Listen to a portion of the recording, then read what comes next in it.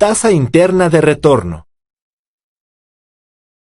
La tasa interna de retorno, o TIR, es otro factor que se utiliza para determinar la viabilidad de un negocio. Es un dato que analizan los inversores para decidir si invierten o no en tu proyecto. Para calcular la TIR,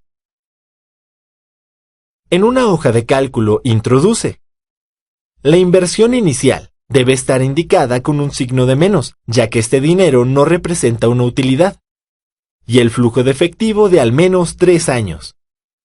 En una celda en blanco escribe el signo de igual, la palabra TIR, abre un paréntesis, selecciona los montos desde la inversión inicial hasta el último flujo de efectivo y cierra el paréntesis.